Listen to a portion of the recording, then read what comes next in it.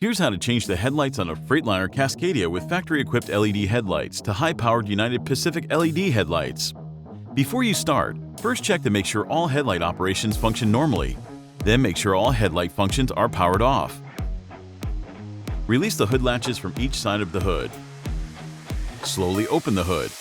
Unscrew the bolts holding the splash shield and remove the splash shield. Unplug the truck harness from the headlight. Unbolt the 4 nuts holding the headlight. Remove the headlight from the hood. Carefully push the new headlight in.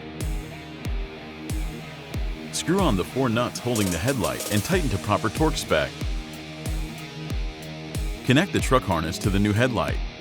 Check to make sure all functions work properly. Reinstall the splash shield. Close the hood and secure the latches on each side of the hood.